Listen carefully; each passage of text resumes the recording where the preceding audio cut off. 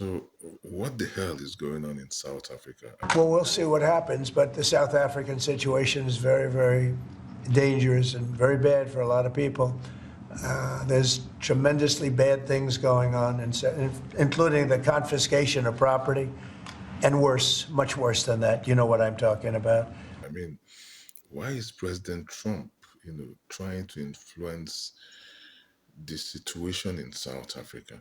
You see, ever since Cyril Ramaphosa, the president of South Africa, began this need to take away some of the land that had been expropriated, that had been forcefully taken over by the white South Africans, when they arrived. There seems to be some form of, resistance and backlash by these white people whose forefathers took by force the lands of the people.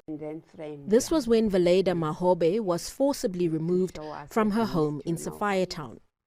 In 1959, her family were taken against their will to Diepkloof, a township created specifically for black people by the whites-only racist apartheid government.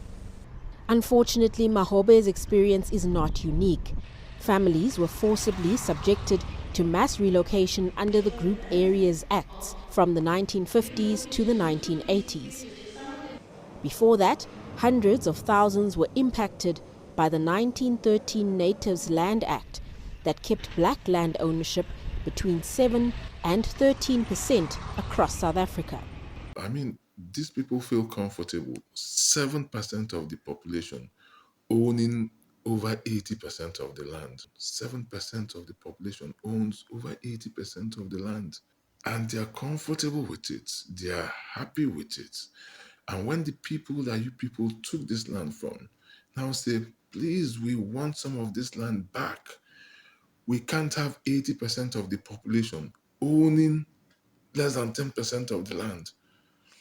80% of the black population owns less than 10% of the South African land. That is their ancestral land. That is the land of their forefathers. That was taken by force from them. Now, if you people are kind, if you people have a good heart, you will know that this land is theirs. And you should not even have any problem giving it back or giving some of it back. Come on, you people should give these people a break. They've suffered enough. First, apartheid. They've been there for hundreds of years, subjugated, maltreated, everything. It's since 1994 when Nelson Mandela was sworn in as president. They only had political independence. In other words, they could only vote. They didn't have economic independence. And you know it, everybody knows that. They had no economic power. They were still workers in your mines, in your farms, in your name it, businesses, companies, and all that. They have nothing. They couldn't grow. They still can't grow because they are being pushed, towards the cliff. They're almost being pushed off the cliff.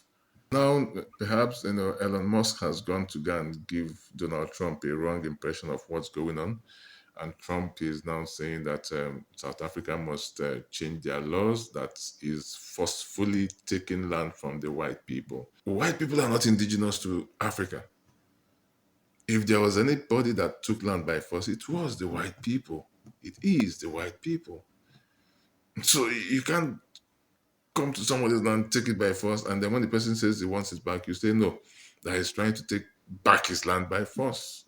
I'm glad that the president of South Africa is being diplomatic about this, and he plans to send representatives to America to make them understand what is going on exactly.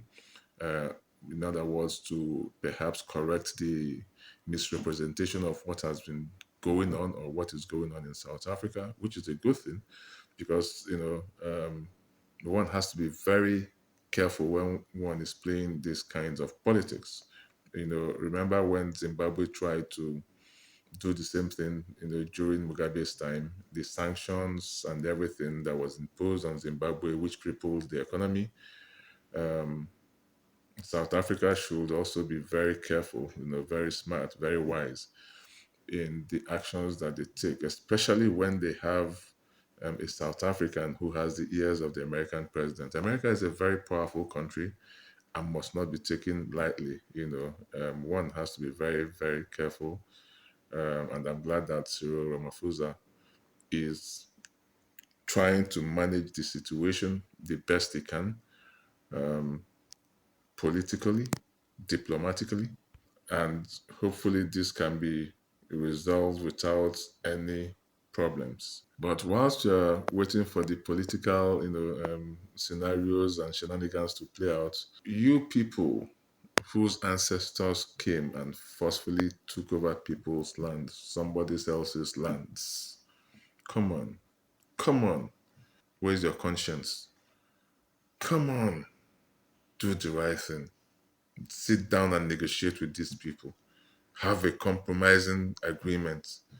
Come off your high horses.